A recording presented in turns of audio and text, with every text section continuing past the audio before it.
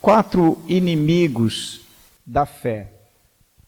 4 inimigos que vai lutar nos seus sentimentos, na sua alma, nos seus pensamentos, para que você não desenvolva a sua fé, para tentar estagnar a sua fé.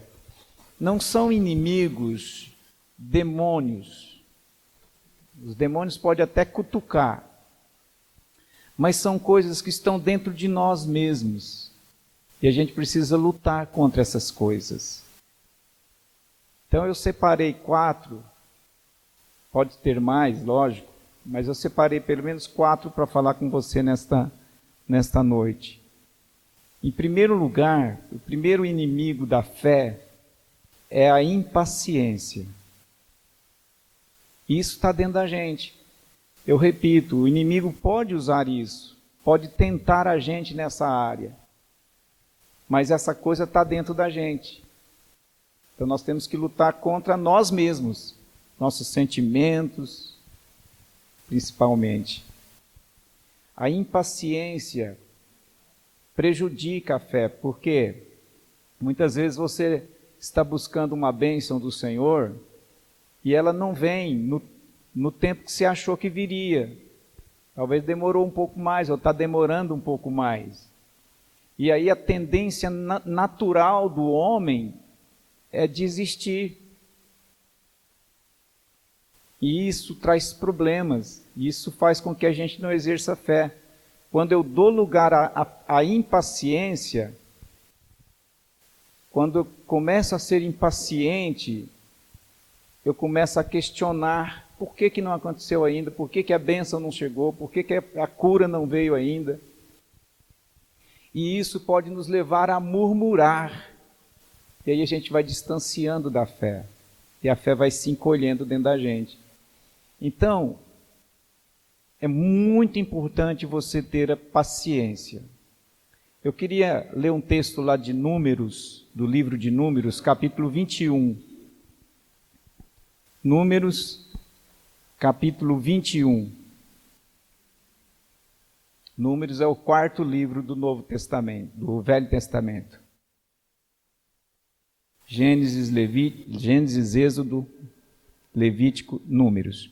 Capítulo 21, verso 4 e o 5. Eu vou pedir para um de vocês ler para mim, por favor. Números, capítulo 21, versos 4 e 5. Vocês estão me ouvindo bem, todos? Amém.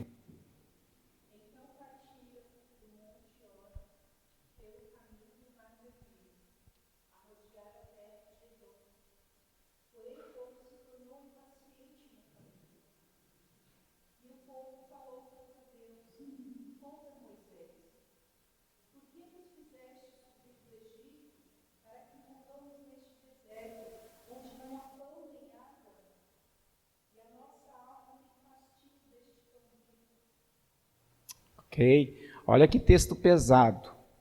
Por causa da impaciência, eles questionaram a Deus e Moisés. Por que você fez isso com a gente? Tirou a gente da terra. Eles estão reclamando do Moisés ter libertado eles da escravidão, por ordem de Deus. Então é forte isso. Então a impaciência, ela muitas vezes leva a gente à murmuração, e a duvidar das promessas de Deus e achar que a nossa vida antes era melhor do que agora. Foi o que eles estão falando aí. Era melhor que a gente estivesse lá no Egito. E eles chamam o maná de Deus, o pão, né, que descia do céu para eles todos os dias. Eles chamam esse maná, esse pão, essa bênção de Deus de vil. Vil é coisa desprezível. Essa coisa que já está dando enjoo, desprezível. Então, lute contra a impaciência, porque se você não lutar contra a impaciência, não dominar a impaciência, você pode estragar a sua fé, impedir que a sua fé prossiga. Espera em Deus quanto tempo for necessário. Esteja ali sempre dizendo: Senhor, não importa quanto tempo eu tenha que esperar, eu vou continuar esperando no Senhor. Amém, queridos? Tem um outro texto, lá em Juízes, que fala da impaciência, que é uma história que vocês conhecem muito bem, que é a história de Sansão. Vamos dar uma olhada lá, capítulo 16 de Juízes. E o verso é o 16 também, essa ficou fácil para eu decorar, 16. Aí eu vou pedir outra pessoa aí, vamos revezando entre nós, né, entre vocês aí para ler para a gente. Juízes, capítulo 16, versículo 16. Quem vai ler?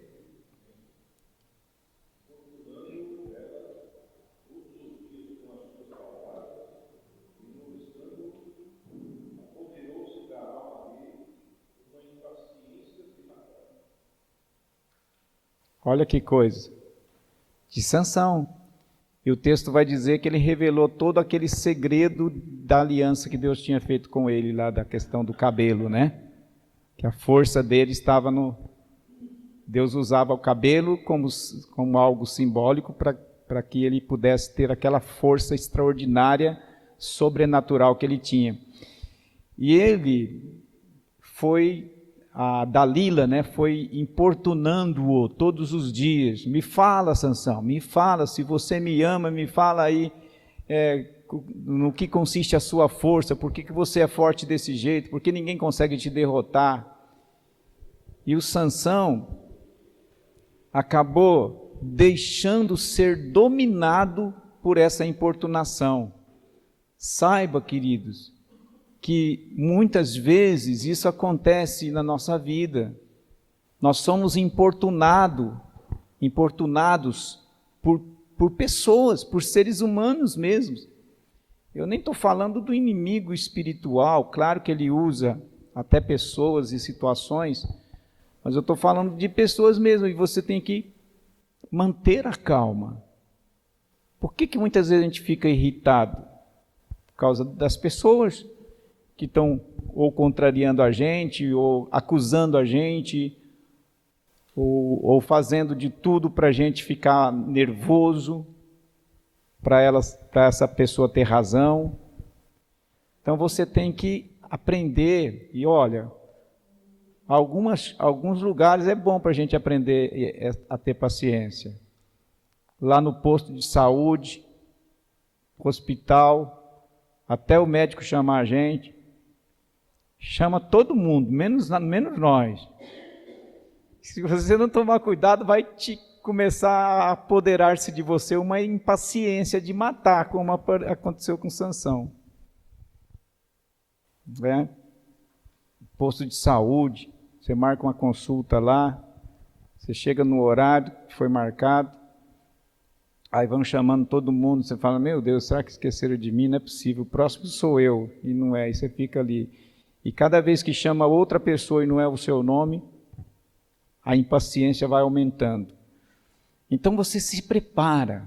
Você sabe que vai ter que esperar nesses lugares.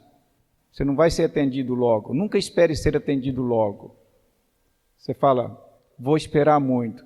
Leve um livro para ler. Leve uns docinhos para comer. Umas balas para chupar. Enfim, já se prepare. Se você já sabe que vai esperar, e se você ficar esperando ali, não está fazendo nada, só está esperando, e aí o seu nome não é chamado, e você sabe que vai ficar impaciente, já comece a agir, comece a trabalhar isso na sua vida. É muito importante a gente descobrir, é bom a gente passar por essas situações, porque a gente sabe onde nós precisamos ser corrigidos. Qual o sentimento que precisa ser trabalhado em nossa vida. Então, tudo isso impede a nossa fé. Amém? Então, esse é o primeiro inimigo. O segundo inimigo é uma coisa chamada preguiça. Vocês já viram falar em preguiça?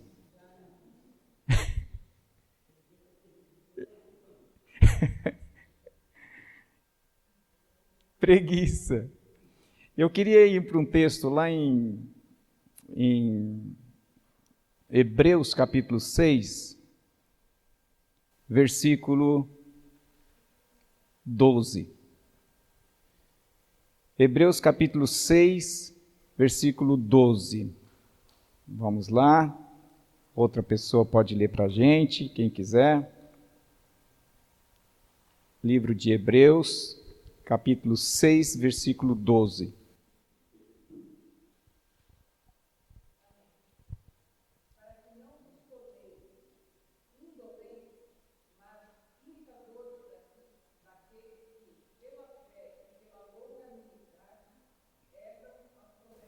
Ok.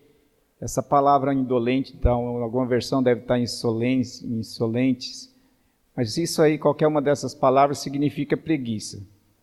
Tem outros significados também, lentidão, morosidade, preguiça. E preguiça do quê, pastor? Preguiça de ler a Bíblia, preguiça de meditar na palavra de Deus, preguiça de orar, muitas vezes preguiça de vir para a igreja mesmo.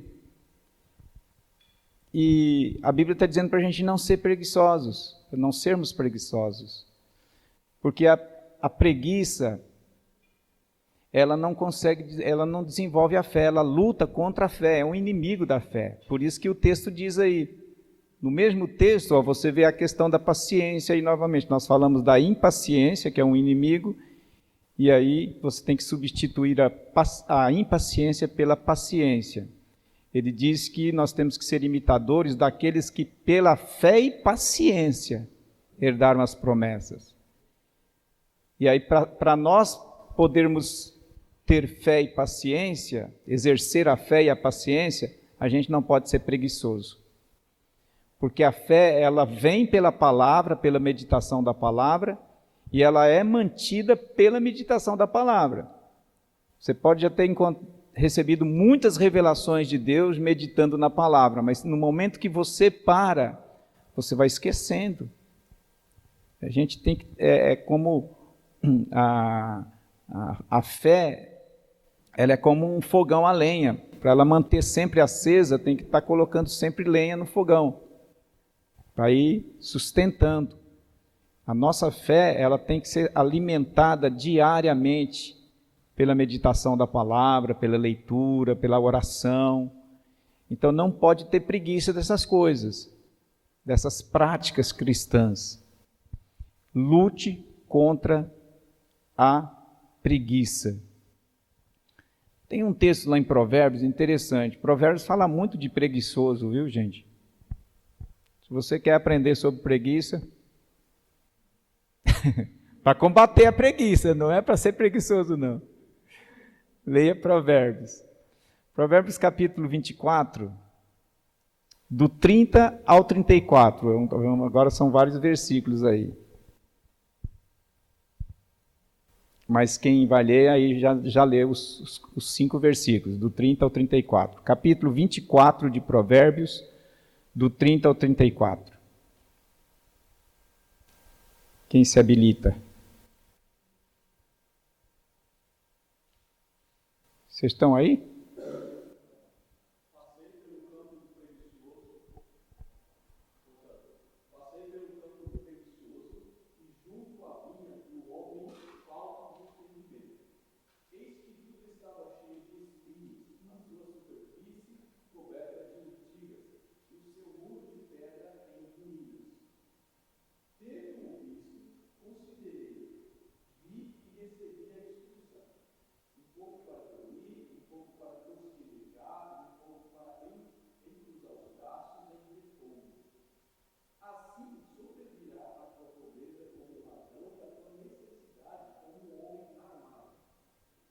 Que coisa, hein?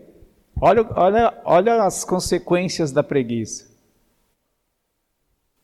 As consequências da preguiça. Estava lendo um versículo que diz que o preguiçoso... Não, a preguiça faz a casa gotejar, pingar. Aparece um pingo lá e o preguiçoso não vai consertar. Daqui a pouco está chovendo dentro de casa. Diz que o preguiçoso, ele até se propõe a caçar. Isso está na Bíblia também, em Provérbios. Ele vai e caça, mas depois ele tem preguiça de assar. E não come. Trabalha perdidamente, né? Em vão.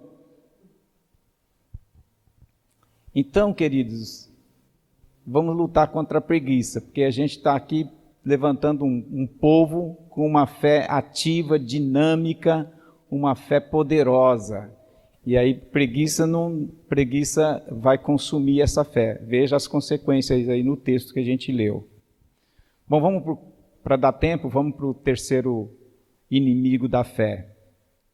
O terceiro inimigo da fé é a dúvida. Dúvida. E aí você pode pensar o seguinte, mas pastor, o que acontece? A dúvida, ela surge dentro de mim, não tem como eu dominar. Quando eu penso, estou duvidando, não consigo ter domínio. Então, eu quero explicar para você como é que você pode sair da dúvida, tá? Você pode vencer a dúvida. Existem algumas medidas que a gente pode tomar, tá? Antes eu quero ir com vocês lá para o capítulo, lá em Mateus capítulo 4, Mateus capítulo 14. Vamos lá? Mateus capítulo 14. Eu não vou lembrar o versículo, mas vocês acham facilmente aí para mim.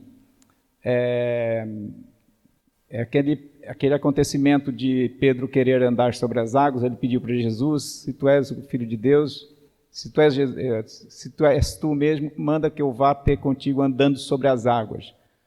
Aí ele vai, anda sobre as águas, depois ele começa a vacilar.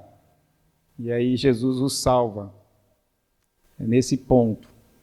Quem achar para mim, me dá uma dica. Eu quero aquele versículo, então, que fala que Jesus toma ele pela mão e pergunta para ele por que ele duvidou. Veja lá.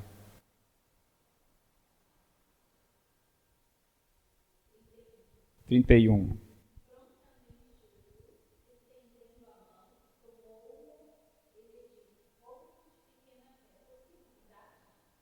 Por que duvidaste? Então, Jesus pergunta para ele por que ele duvidou. Isso significa que Jesus está chamando a atenção dele para ele saber onde ele errou. Não foi um sentimento, foi uma atitude duvidosa. E quando a gente lê esse texto, a gente sabe onde está a dúvida de Pedro, onde foi a dúvida de Pedro. Foi quando ele tirou os olhos da palavra de Cristo e colocou nas circunstâncias.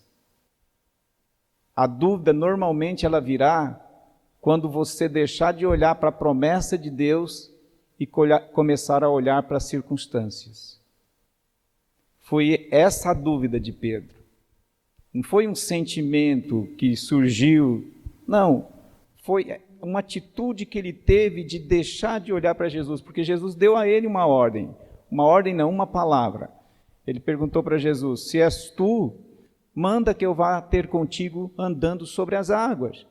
E ele de fato andou. O impressionante é que é o único homem, além de Jesus, né, que andou sobre as águas na Bíblia. Não existe outro homem que andou. Então veja a fé que Pedro teve naquele momento.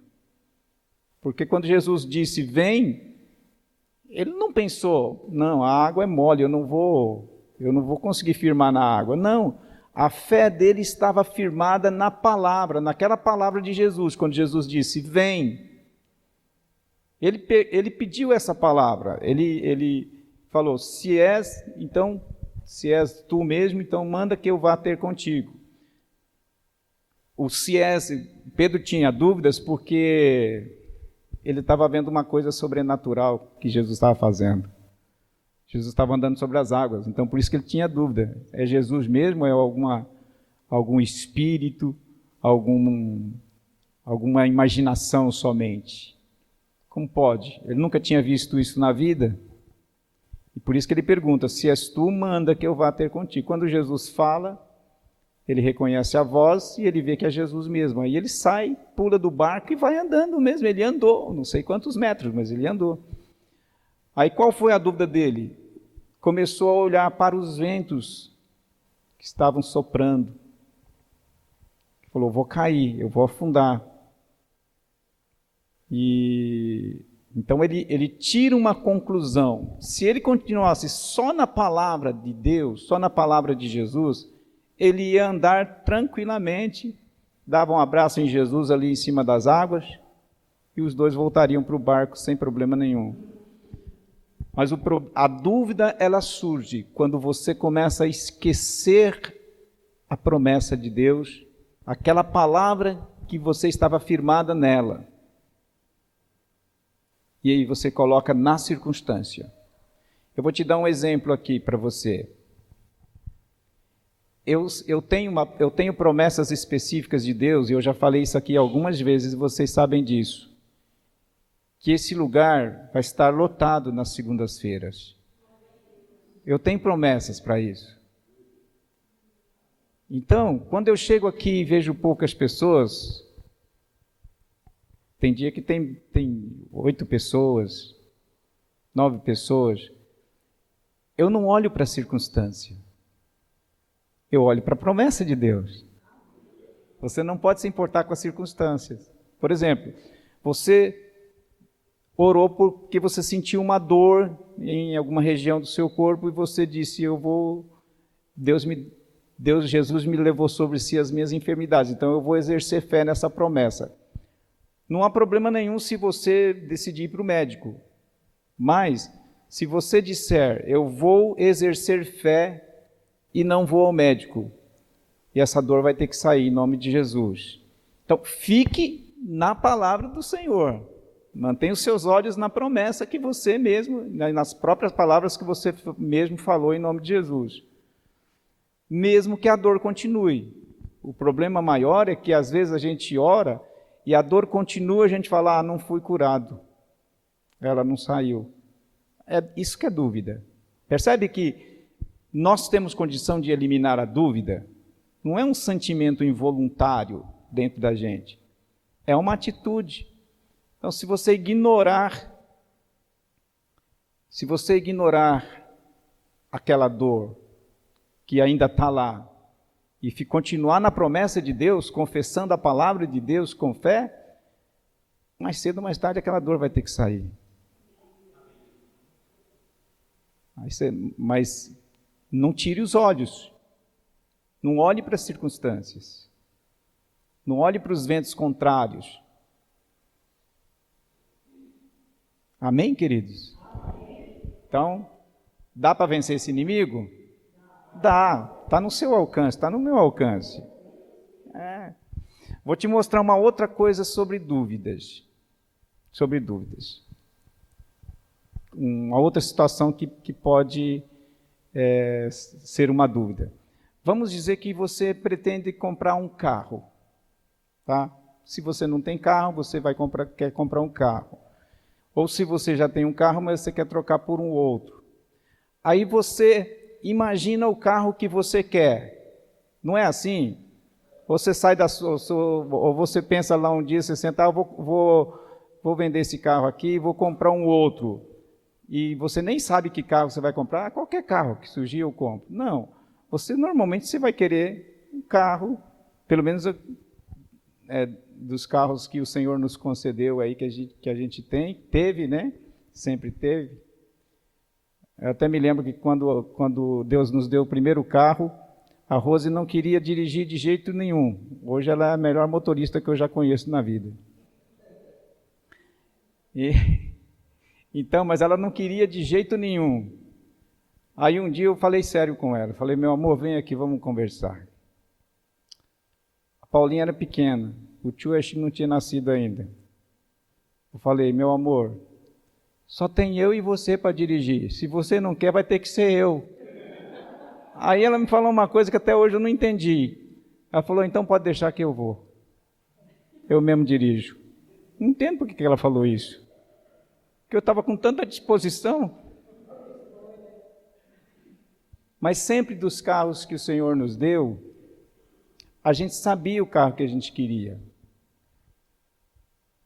E a gente pensou, vamos comprar tal carro. Sempre o 1000zinho só, né? O 1000zinho mesmo, mais econômico. Então, o que eu quero dizer para vocês? Que se você, quando você imagina um carro, é como se aquele carro fosse, você já imaginasse, você veria aquele carro já no seu coração. Aí você fala, é esse carro que eu quero. Eu quero, por exemplo, no nosso caso, o último carro que a gente pegou foi o Kwid. Preto, a cor, a Rose queria essa cor, e nós sabíamos, tinha outros tipos também, mas a gente queria esse carro. Então, esse carro ficou na nossa imaginação. Então, a gente ficou firme nesse propósito.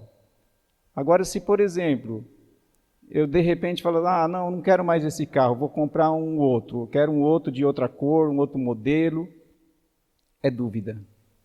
Duvidei. Aí, aquela bênção não vem. Porque agora Deus vai ter que cancelar aquele pedido, que você tinha pedido um carro daquele modelo, agora Deus vai ter que cancelar aquele pedido, fazer um novo pedido para você, vai demorar muito mais, porque nós duvidamos. Então, se você colocou um bem diante de Deus, uma bênção que você quer para a sua vida, não desista. Fique firme com ela até o final. Ana orou por um filho homem, a mãe de Samuel. Quantos conhecem a mãe de Samuel? Da Bíblia. Então, ela orou por um homem, não orou por uma filha mulher. Ela queria que o seu primeiro filho fosse homem. E ela ficou nesse propósito até o final. Ela não chegou, depois de muito tempo, de algum tempo orando, chegou, Senhor, pode ser uma menina mesmo, então. Pode, senão ela estaria duvidando. Então a dúvida é assim, você não pode mudar de propósito. Por isso que você, antes de pedir algo para Deus, você deve ter certeza daquilo que você quer. Porque se eu não tiver certeza daquilo que eu quero, eu vou orar hoje, amanhã eu já estou mudando. Tem coisas que eu oro já há anos. Não mudei. Continuo no mesmo propósito. E eu sei que a bênção virá. Agora, se eu ficasse mudando todo dia, não, Senhor, pode mudar aquele pedido, agora eu quero diferente. Então, dúvida é quando eu fico mudando, fico olhando para as circunstâncias. Então, vença esse inimigo. E para a gente encerrar, que hora é? Deixa eu ver se dá tempo de eu encerrar. 8h28? Então dá tempo de eu encerrar para a gente orar. Este aqui talvez seja o mais terrível, é a incredulidade. Diga, o primeiro inimigo contra o qual eu tenho que ligar. Deixa eu falar de novo, vou falar para vocês repetirem. O primeiro inimigo contra o qual eu preciso lutar é a impaciência. O segundo é a preguiça. O terceiro é a dúvida. O quarto é a incredulidade. Tá, então nós vamos ver agora o que é a incredulidade, tá? A incredulidade é mais complexa, é mais forte de todos estes, né? E eu queria ver um texto com vocês lá em Mateus. Mateus capítulo 13, verso 58. Mateus capítulo 13. Olha o que a incredulidade faz. Mateus capítulo 13, versículo 58.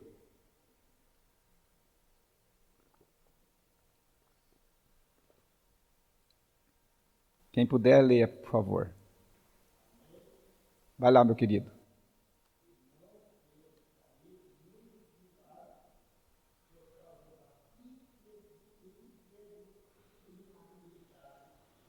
Palavrinha difícil de falar, né, irmão?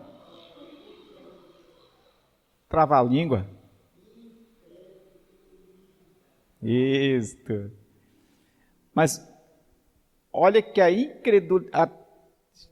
Já fechou o versículo? É isso, né? E não pôde fazer ali muitos milagres por causa da incredulidade deles. Olha o que a incredulidade fez com que Jesus não pudesse fazer milagres.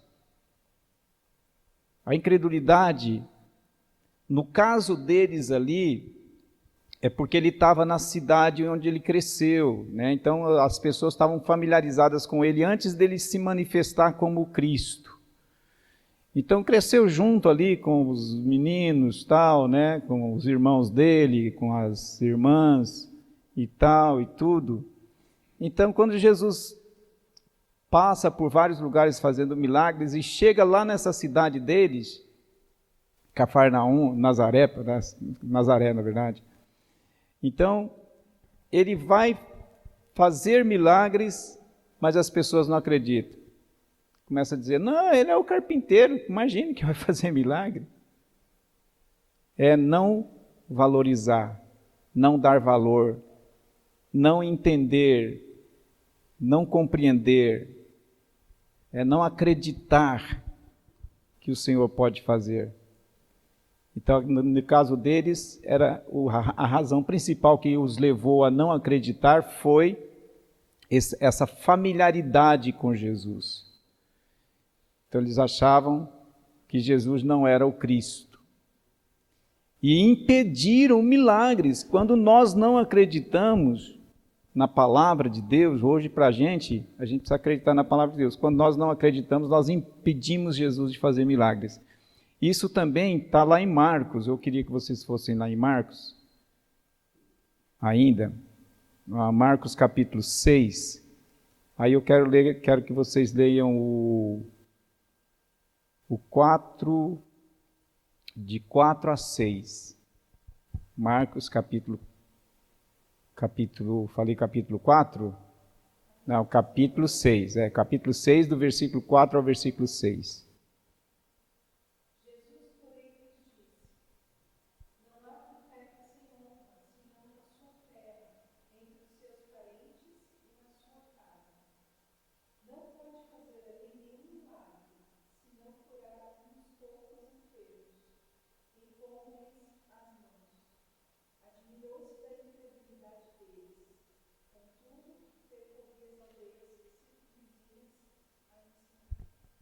Admirou-se da incredulidade. Jesus falou, não é possível,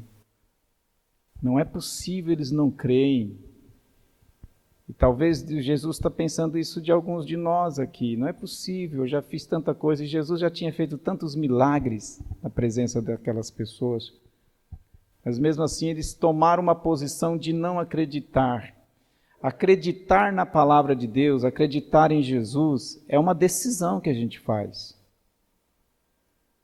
Então você tem que acreditar que a Bíblia é a palavra de Deus, e o que está escrito na Bíblia é para a gente hoje. Acreditar nas promessas de Deus.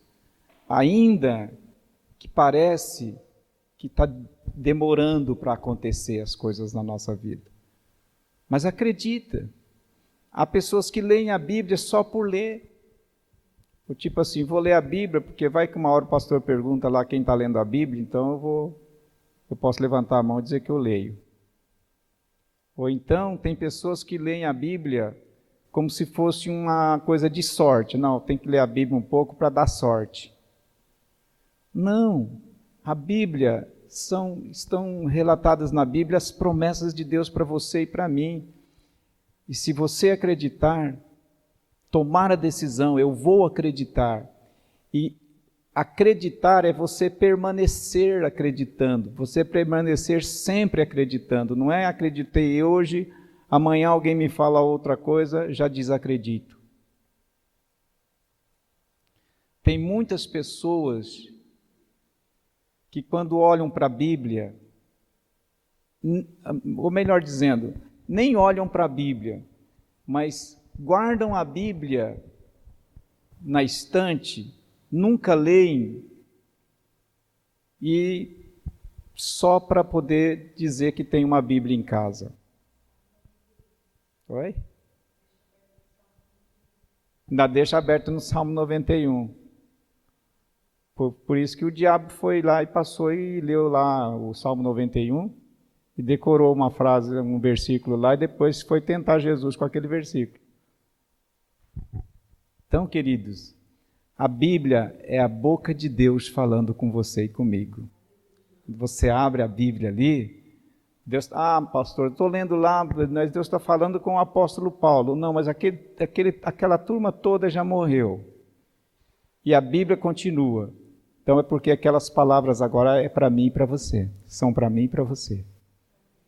Acredite. Acredite. Se você ousar acreditar na palavra, não duvidar, não deixar de crer, lembre-se, crer é uma decisão. E eu fecho aqui, só para você ficar mais claro para você o que é acreditar, é quando você muda o seu vocabulário. Quando eu comecei a acreditar na Bíblia, eu mudei o meu vocabulário. Antes eu sempre dizia, eu vou pegar uma gripe. Era só ficar com o nariz assim escorrendo e já falava, vou pegar uma gripe. No momento que eu passei a acreditar na Bíblia, eu eliminei essa expressão do meu vocabulário. Porque eu só quero pegar coisa boa. Gripe, pelo que eu saiba, não é um negócio bom. Quem gostaria de pegar uma gripe? Ninguém quer. Então não fale mais. Não falemos mais, né? Nada dá certo para mim. Não, tem que mudar. Acreditar na Bíblia é falar a linguagem da Bíblia. Então, não está escrito, não tem nenhuma promessa de Deus dizendo, meu filho, vem a mim, que eu te darei uma gripe por ano, farei com que as coisas que você está planejando não deem certo. Percebe? Não existe isso. Então você precisa mudar o vocabulário. A incredulidade, ela fala palavras negativas. Eu vou falar para você que quando eu tive os meus filhos, nasceram meus filhos, eu já praticava isso. E lá em casa, a gente nunca chama o outro de bobo, de burro. Mas muitas vezes nós chamamos os nossos... Nós não, porque nós nos libertamos disso, no caso, que eu estou dando esse testemunho para vocês.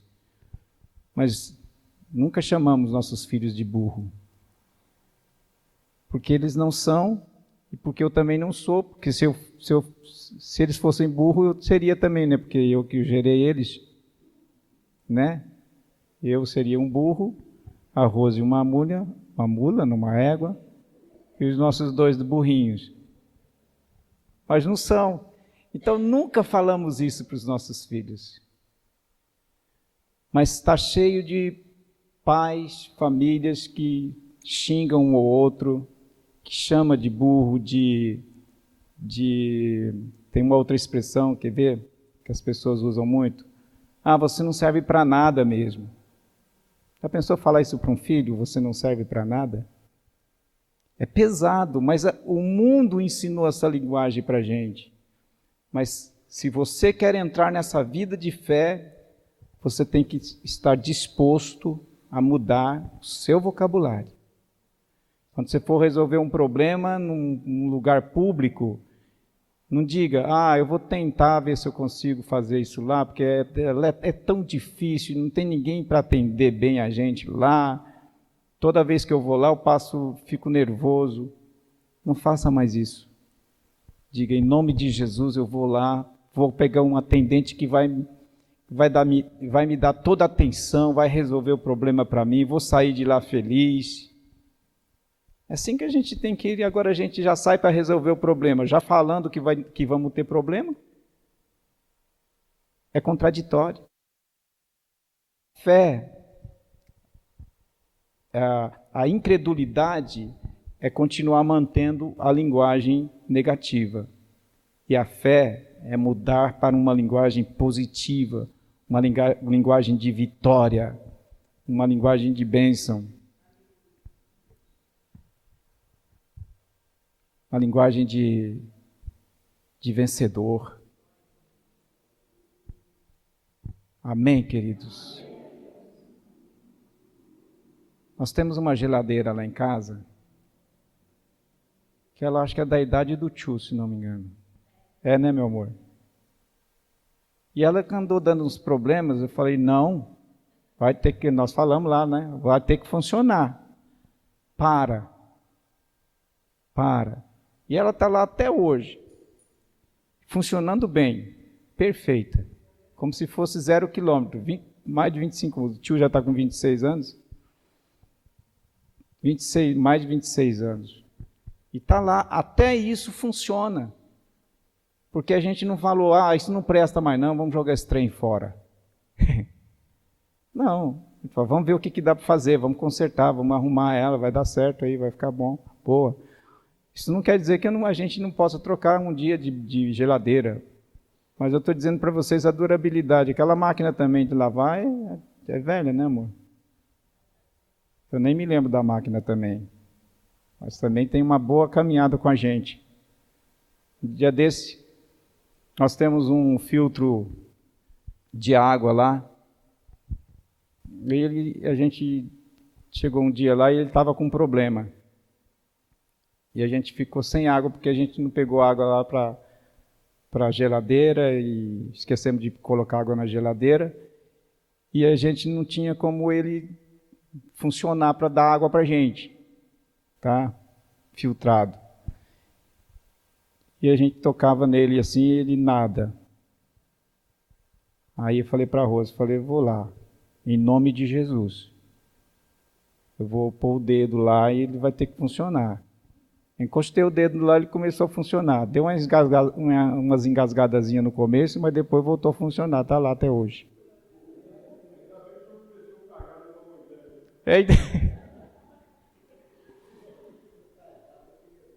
Então, mas é aí que a gente perde, né? Então, esse trem, dá um tapa nele lá e deixa para lá. Mas Deus honra quando você crê. Deus responde. Deus quer encontrar fé no seu coração. Então, queridos, eu peço encarecidamente para os irmãos, muda seu modo de falar. A fé está intimamente relacionada com o nosso modo de falar. Paulo dizia, tudo posso naquele que me fortalece. E olha que o irmãozinho passou mesmo por uns estreitos, viu? Lê a história de Paulo, o cara sofria bastante, mas ele estava sempre dizendo, não sou eu mais quem vive, é Cristo que vive em mim. Sou o que sou pela graça do Senhor. É só isso que ele falava. Coisas boas, por isso que foi o grande apóstolo que ele foi.